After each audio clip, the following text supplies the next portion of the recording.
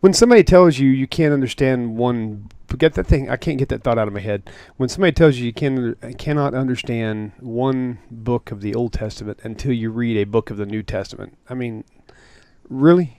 Is that something? Is there any possible way that there could be any truth in that whatsoever? Like the whole Daniel thing, we talked about that earlier. And this comment says, well, you couldn't possibly understand Daniel unless you understand Revelation, because Revelation explains Daniel. I'm thinking, really? So they didn't have enough. They didn't have enough wisdom and understanding back then to understand it for all these thousands of years. Why did God invent Mormons? So Christians would know how Jews feel. I mean, if you are whether you're a Baptist or a member of the Assemblies of God, would you accept that kind of reasoning from someone who's a member of the Church of the Latter-day Saints?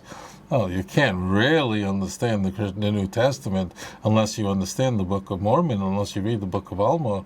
So you would say, that's nonsense. What we're doing is we're measuring the claims of the Book of Mormon against the Christian Bible, and that's why you reject it. Why don't you become a Roman Catholic? I'm speaking obviously to those who are Protestants. You say, read the writings of the patristic fathers. Why don't you accept what is expressed in Trent? Why don't you worship Mary? You can't understand the New Testament that says that Jesus had brothers and sisters. How did he have brothers and sisters? According to the Roman Catholic Church, Mary wasn't just a virgin when she conceived with Jesus, but she remained a virgin all of her life. Well, as it turns out, you have to read. You would never, no Christian would ever apply this to their own faith. And number two is, this is unfalsifiable. That means that if in fact you can't understand the Jewish Bible without the New Testament, then you can't understand the New Testament without the teachings of the Roman Catholic Church. You wouldn't accept something like that. So this is a case of circular reasoning. So then what belief is? You can't understand the New Testament unless you read the Book of Urantia. How silly would that be? That's obscene. I'm not going to move to Sedona, Arizona, and meditate over a red rock because I didn't understand it. So the answer is, it doesn't work that way. Everything must be measured against the Jewish scriptures. And if it measures well, then we consider it. And if it is opposed by the prophets of Israel, we run away from it. Someone says, but I have another book you have to read against that. The answer is, I don't accept that. Well, what does the word canon mean, after all? We talk about the body of sacred literature that's binding, that we've accepted. The word canon means a reed, and a reed is a measuring reed. It's a measuring tool by which everything else is measured. The claims of the Christian Bible have to be measured by the teachings of the Jewish scriptures. If they comport with the Jewish scriptures, we consider them, and we might embrace them. And if they are not consistent, if they are opposed by the Jewish scriptures, we toss it away, we jettison it. Why? Because if we have to choose between Moses and Paul, we're going to go with Moses every time. If we have to choose between Joshua and Matthew, we're going with Joshua. If we have to choose with Isaiah and Luke, we're going with Isaiah every time. This is a no-brainer. People think this is personal. We hate Christians, we hate Jesus. It's nonsense. All we do is we take the Jewish Bible. That's the foundation. After all Christians believe that the Jewish scriptures is the Word of God. So therefore, that's the postulate, that's the axiom from which we can then start to build theorems of what is a proper belief.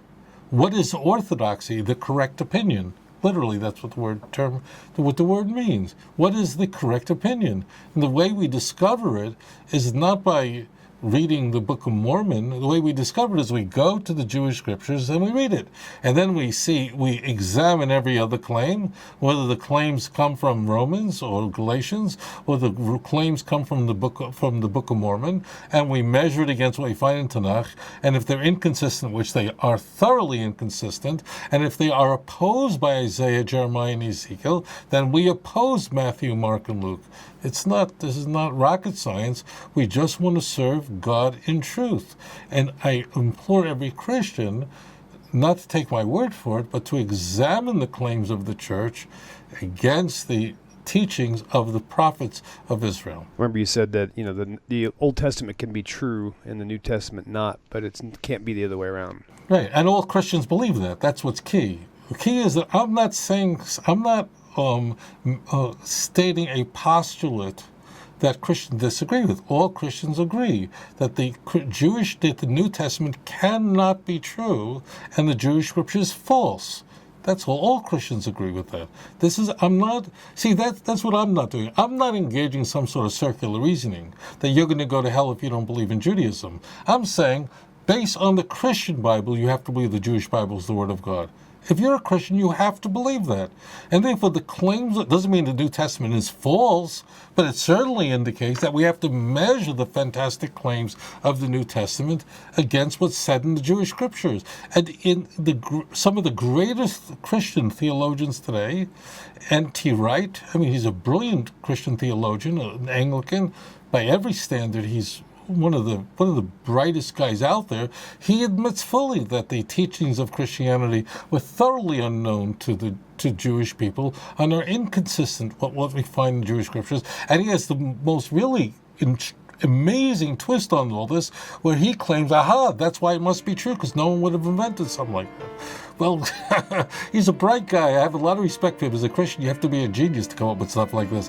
But it just is, of course, silly. Then that's a circular reasoning. Then I can make the most silliest argument and say no one would ever come up with such an argument, therefore it has to be true. אדון עולם אשר מלך בטרם כל יציר נברא לעת נעשה בחפצו כל אזי מלך שמו נקרא ואחרי ככלות הכל לבדו